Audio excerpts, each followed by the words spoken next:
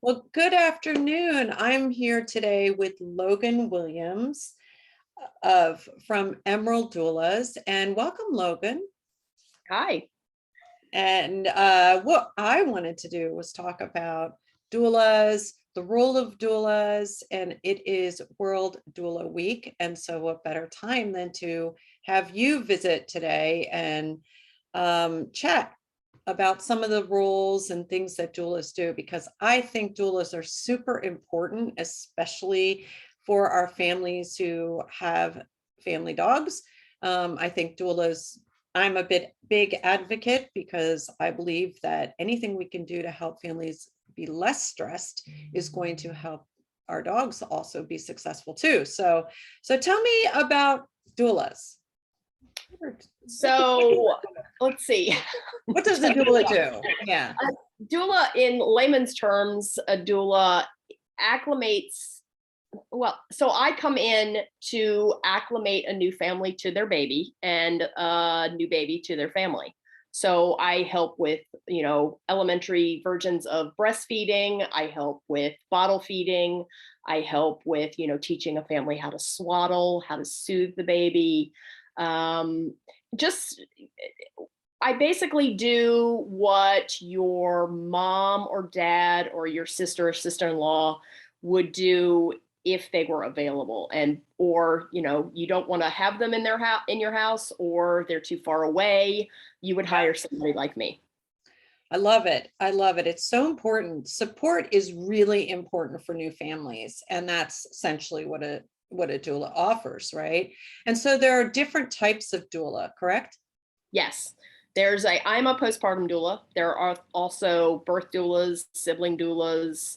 Um, there are more doulas than that, but that's what Emerald Doulas offers: sibling doulas, birth doulas, postpartum. I don't think I'm forgetting anything, but the main two are birth and postpartum. Awesome. And so when might someone hire if there's a family who's expecting, when is the ideal time to hire or to start looking for a postpartum doula? We've had clients reach out to Emerald Doulas when my boss is curious of whether or not they've actually peed on a stick. But it's They're typically, excited. Yeah. yes, they're very excited. Usually it's within the first 3 months. I have definitely welcomed people back into the home, like they're coming home from the hospital, and I've met them outside and I've helped them get into the house from right that first moment of bringing Awesome. the baby into the house. I've also been with families that, the baby is 3 months old and they're just at their wits' end. They're pulling their hair out and they're like, I just need a little support. Right? Yeah. Typically, yeah, typically I like coming in the first week or two. And, once things have calmed down, mom and dad and all the family have stopped calling and, Mhm. get all that out of the way. And then I come in and I kind of smooth stuff out that the new parents have bags down to their chin, and the baby's been screaming for 24 hours, and I come in, and I've actually been called a witch before because I took the baby and I took him into the other room and rocked the baby, and the baby stopped crying, and they were like, what is wrong? Why is the baby not crying? Because the baby's not feeling the anxiety from me. They're not, I've been doing this for a while, so I Yeah. know how to soothe the baby. And so you mentioned sibling doula. Tell me about that. Sibling doula is more, and I don't know a ton about it, Okay. but sibling doula would be if the parents are in another state and they don't have any friends or family that Got it. um, then they can call on to take care of, the toddler or however old the child is that still Yeah. needs to be taken care of. And the doula would come in when the mom and dad, or the mom goes to the hospital to have the baby, or to go wherever they're going to have the baby. Very They would, cool. yeah, they would Yeah, stay there. that's an important need. And I'm sure a lot of families benefit from that. So what do you think are the most important benefits that a family receives from having a doula and doula experience? Somebody to listen, somebody that is there to listen and support their parenting. And I do not, I've had plenty of new moms, new parents that look at me and they're like, well, I'm going to try this. I'm not judging you. As long as you're feeding that baby, you can squirt the milk in the baby's mouth across the room. As long as you're feeding that baby, I am not judging you. I want you to take care of yourself. I want to try to feed you. I want to try to get you to take a nap. I want you to take a shower if you want to, or take a walk with your significant Right. other. Just take care of yourself. And I know what I'm doing with the baby, and I can have hands on the baby and give you the peace of mind to just let your brain take a little nap or relaxation time. Um, Which just so is hard. I think for new moms, it's very hard. You are just on go all the time. And I remember my mother-in-law staying with me, and I was very fortunate to have her be able to stay with me. And it was hard to just go rest and go lay down. But it's so important, isn't it? It really, long term, it is really so essential. yeah, yeah, Yeah, no, I definitely. love it. And I think it's super important. And for many of the families that we see, where I find this to be extremely helpful and relevant is, again, less stress that a family has, the more stressed people are, the more likely they are going to feel overwhelmed with the family dog. And so that's where we tend to see people say, I just can't do it. I can't do one more thing. I can't care for one more thing. And I've had enough. And I believe so strongly that by having a doula, especially in the beginning, we're actually increasing the chances of success in the long term for the dog as well, remaining in the home. Um, I mean, you're nodding your head, so you agree. Do you see that? Do you see that kind of stress with families? I do. I've been doing this for 7+ years. And I have seen the whole gamut of dog behavior. I've seen the dog that just adores me. I walk in the door. I've had dogs my whole life, and I love dogs in general. So I walk in the house, and I know how to interact with that dog. I've had dogs that get mad if I come in the door and I don't say hi to them, and sit in the corner and pout, which is absolutely hilarious. And I've had dogs that I've had. I had a family one time with a small dog that told me to not move around the room because it was erratic behavior. It's like, I'm not here to sit on the couch. I'm here to help you and help the Right. baby. And I had to talk to my boss about it, and she had to contact the family and tell them to put the dog away, because Yeah. it wasn't fair to me, and it wasn't fair to Right. the dog that the Right. dog was stressed out. But it Very. was also interesting to think that that's how they were, in their mind, that's how they were going to deal with that dog. Well, what was going to happen when the baby started crawling? I Yeah. have no idea. Yeah. Exactly right. Yeah, no, it's super important. And just like, we really encourage people to look into finding a doula. It's so important that people do begin preparing with their dog for life with baby. I say there's never too early to begin preparing. One of the things you mentioned is that being able to be separated, which is essential.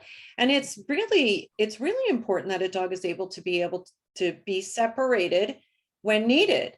A doula does not need to have the responsibility or the liability of the family dog. They are there for the baby, they are there to care for mom and the parents, and not be responsible for the dog. And the dog, actually, that can be a liability for the family if if they're stressed out and could react out in a way that is with growling or biting or just uncomfortable, right? There's so much going on in those beginning weeks that families need to take this all into consideration. So I love all the networking that Family Pause myself has done with Emerald Doulas. We have a really great relationship where we do education. I'm telling you, this last group of families, the last two groups we did with Emerald Doulas it was packed and it was great. And it was so exciting to see diversity and so many families getting information. It made me really, really, really happy. But I really believe that the collaboration between doulas and dog behavior consultants and dog professionals specializing in dog and baby toddler safety and dynamics is essential. I think it goes hand in hand. What have been the most, so you mentioned that one situation, have there been other situations that you found really challenging with dogs? It's usually with little dogs, and I don't really know Yeah. why. Because is it that I just like bigger dogs? I mean, I've never had a big dog. The biggest dog I ever had was 45 pounds. So it just seems like the bigger dogs seem to be more relaxed for some reason. It's usually with the little dogs. I think it was last summer, the summer before, everything blends together after a while. Yeah. That there was a family with two dogs. The larger dog had absolutely no problem with me, would get so excited when I come to visit for a shift. And of course, the dogs always think I'm there for them, not the Of baby. course. Yeah. But Yep. the little dog, he would lunge at me, and so we had to start putting that dog into a spare bedroom and just leave him there. And even when the family babied the dog, would like carry him around like a little baby. I'm like, what are you doing with the dog? Whatever. But Yeah. it was weird. The dog would watch me. Like if the person would walk through with the Yeah. dog in his arms, he would watch me, and Yep. he knew that if I got too close, he could get away with the growling Yes. and whatnot. I mean, I'm not going to scold the dog, but it was like, well, why are they giving in to this? I kept, You know, I would push that they needed to get the dog trained, but they what, weren't going yeah, to. well, it sounds like they could have benefited from some more information. And that's the thing. I think you're very right that smaller dogs tend to, I mean, I guarantee my 100-pound dog, he is well behaved because he has to be, right? So a smaller dog, first of all, their role is a little different. They're meant to be a little more, depending on type of dog, they're meant to be like my Cavalier. He could probably get away with it, just about anything. It depends, and so we do see a difference in behavior, but also, unfortunately, it also can lead to insecurity and fear and all those kinds of things. And a lot of people think it's really cute when small dogs get a little feisty. And, if my shepherd were to get feisty, you would not think it was cute, I assure you. But if you see the small dog get feisty, I do see a lot of people excusing it. And unfortunately, it doesn't matter in the big scope of things.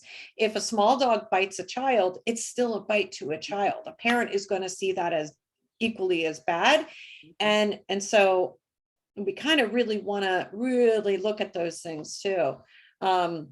Yeah, so that kind of thing is unfortunate, but it's super important, as you're saying, again, that people do understand that some of the behaviors they've reinforced may not look so cool when they have a baby, or when they're trying to have someone in their home as a caretaker for, the parents or for baby.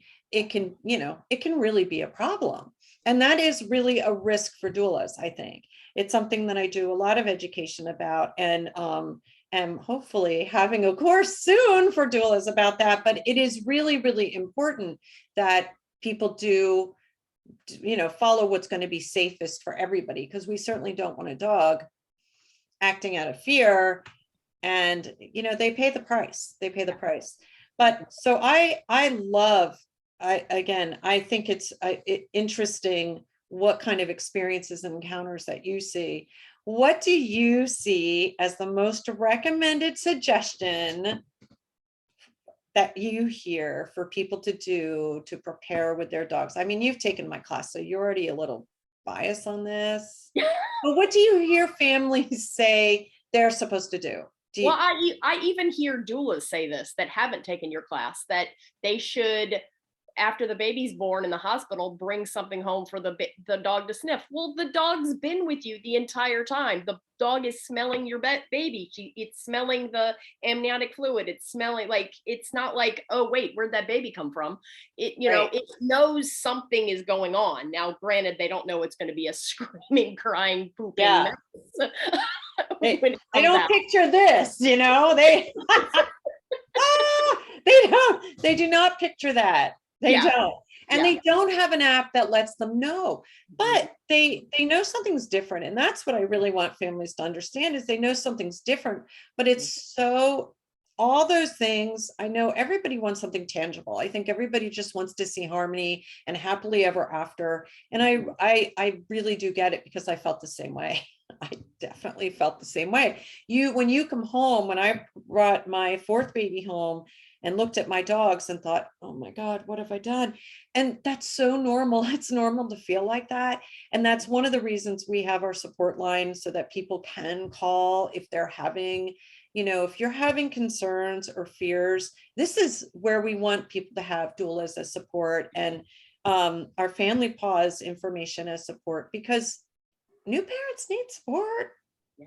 Like, it's your first time. It's a lot to do and to manage. And there's a lot of unknowns. And sometimes you just need that person to say, hey, that's happening and that's okay. Or, hey, that is happening and let's get that checked out. And that's why I feel like these resources are so, so important. So what else would you want people to know about doulas? Because our community is a lot of dog people. They may not necessarily know much about doulas, which is why I wanted to invite you here today. And hi, doulas, those that are here too. We have a lot of doulas as well as followers. Thank you and happy World Doula Week. But what else would you want people to know about doulas that they don't? That hiring a doula is not bougie. I know that sounds like a weird way to put it, Yeah. but a lot of people think that hiring a doula is for somebody that has a ton of money that doesn't know what to do. And that is not true. It's somebody that needs the support. You need somebody to come in and help you. I'm not a babysitter. I'm not coming in to, take care of your child while you go out to dinner with your husband. Right. That's not what we do. I tend to tell parents, I am fine with if you have to go out and run an errand, fine. If you have to take your toddler or, school-age child to school, I'm fine with that. But I'm not going to stay with your baby for 3 hours by myself. For, logistical reasons. If, I'm totally like everything. I've got all my certifications and, whatever, but it's just I'm not a babysitter. But I'm there to make sure that mentally you are getting the help you need to get. I don't have any medical degree, and postpartum doulas, they might have a nursing degree, but it's not combined. I don't have a medical degree. But I know what's the right way to put this? What kind of support you would be getting, again, from your mother or your sister, if your sister has children, that could offer support. What my support is a little higher than what their knowledge is. Sure. And if someone's looking for a doula, can you tell me what is the best way to find a doula? Ooh. Oh, I know. I shouldn't. Sorry, Logan. No, that's fine. I mean, you can Google it. Good question. You need to spell it correctly. I know a lot of people don't spell it. It's DOULA. Postpartum doula. Of course, you can go to the Emerald Doula's website and you can find all sorts of doulas there. But it depends. I know a lot of people. So I'm DONA certified, but there are also other certifications out there. So, if I tell you to go to the DONA website, you're only going to find some doulas. So I would say just, Google postpartum doula. Do your research. Doula support in your area. Do your research. Are there particular things that someone should look for? Maybe that's a better way to ask you. Are there particular things someone should look for in a doula? I would definitely interview your doula before you have them come into your house to make sure that they match your energy level. I've had clients all over the gamut with that. I've had some very, very, very introverted clients, and I've had some very extroverted clients. It just depends. Like, I know how to shift my energy level to support those different clients. I'd interview them. I'd make sure that just ask some off the wall questions. I mean, you They're can going to ask, be in your house, like yeah, they're going to, personal with you. yeah, So you yeah, have to have a comfort level and be comfortable asking. yeah. And ask all sorts of questions. I mean, like ask, how do you deal with stress? How do you deal with how many years you've been doing this, and what made you become a doula? Yep. Those kind of questions to really know. I'd say 95% of the clients I've worked with, I've been a really good fit with. Yeah, yeah, there is that 5% that I'm like, oh, I don't, that was a hard client, but we worked together and Right. it was fine. Um, and I've definitely had some really tough clients and some really easy clients. It just, it depends on, what Yeah. you're looking for. And with Emerald Doulas, granted, that's only in the Raleigh Durham area, but Right. that we go in pre-pandemic, we would go in and have with certain packages that they clients would buy, we'd go in and have a one-on-one just to make sure in person and make sure that we were a good fit. Now during the Absolutely. pandemic, we're doing more Zoom to introduce, Right. and that's a little tougher because you're only seeing, face to face, and you're not, reading body language and looking around the house and whatnot. Um, Well, I think I appreciate you coming and sharing information. It's so important. I think it's invaluable, having a doula there to support you. There's so many times we don't have extra family, or we're uncomfortable. Maybe we don't want our family. Um, Totally understandable. And having a doula there is really, really, really extra special. And as you say, I think that was a really great point. It's not bougie. To me, it's a necessity. Support is needed, and we all need more support now than ever. So I encourage everyone to check out, do a Google search, find a doula, interview someone that you're considering, check out their credentials, look at there are different organizations, and anything else, any last things you want to say before we sign off for today? I know a lot of people say that, hiring a doula is kind of expensive. I highly recommend anybody that asks me that question, ask for it at a baby shower. Ask for doula hours. If you know of a company, look into the company and see if you can purchase hours for somebody.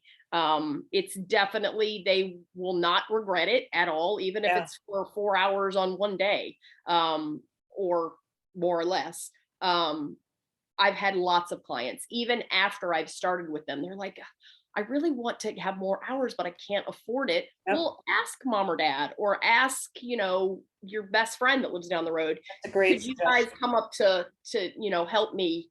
Because that is a little bit more out of my price range. I mean, it's not super expensive, but it's more because you've got the new baby with the other costs on top I of it. love that suggestion, and it is a great way to get doula hours and get that extra care. And again, you can also throw in dog behavior consulting and family pause. If you have not heard of Dogs and Storks, check it out. I'm sure everybody here has, but goes well together. So thank you, Logan, for coming and sharing a little bit about what a doula does and what people could expect. I really appreciate it. And until next time, thanks everybody. Thank you.